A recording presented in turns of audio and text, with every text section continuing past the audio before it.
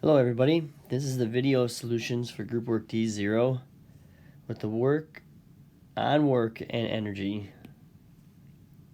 Alright, question 1 and 3 are related. The definition of energy is the ability to do work, and the definition of work is the transfer of energy.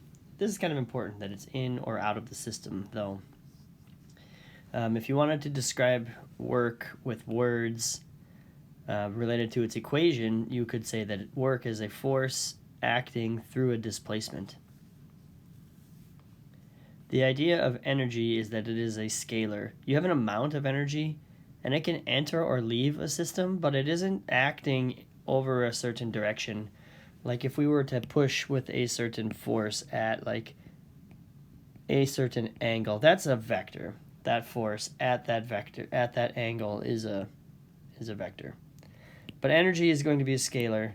It's an amount that can enter or leave.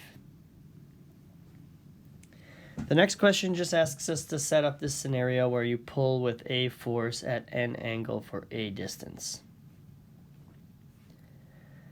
This is the description for how we come up with this equation, that work is a force acting through a displacement, and specifically we're trying to determine like the horizontal component of this force.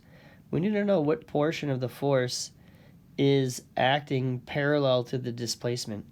So this is the force really in the x direction, which is really equal to the force times the cosine of the angle.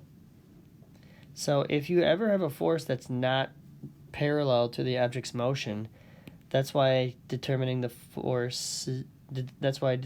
x component is the one that is going to give us the value for work. It's the force acting in this direction.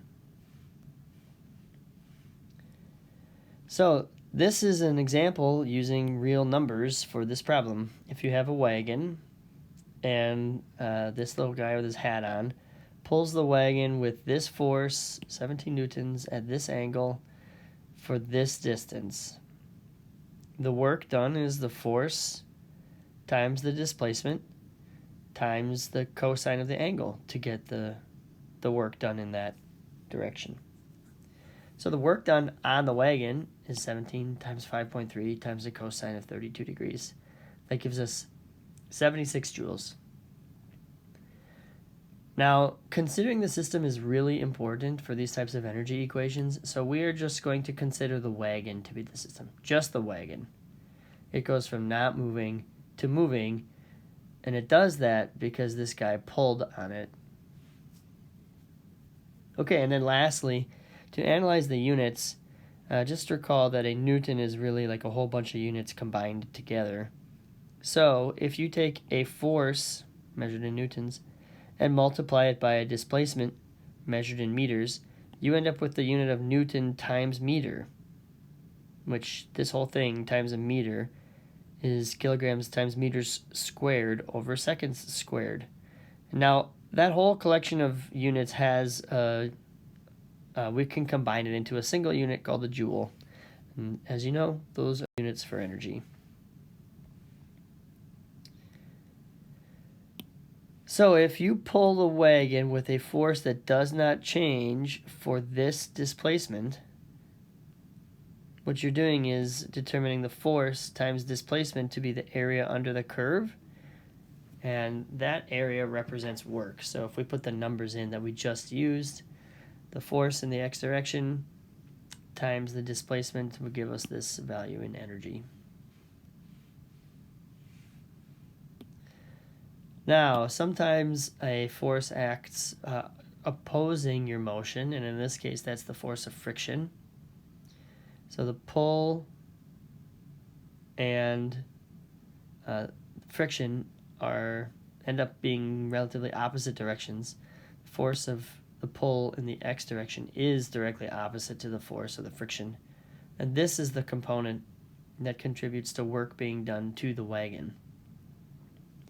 So since we know, we've already decided that like pulling it to the right is the positive number, you have a displacement that's this way to the right, but the force of friction is backwards to the left, And so if you were to analyze the angle between the force being applied, so the force of friction, and the displacement, you see that the delta, or that the angle, the theta, is 180 degrees. If we do the cosine of 180 degrees, that's a -1. So to determine the work done by friction, you take the force of friction times the displacement that it acts on the wagon times the cosine of 180, which gives us a -24 joules. That's important because we're talking about energy being a scalar, but that it can enter or leave the system. And if the value is negative, that means that the work is going to leave the system.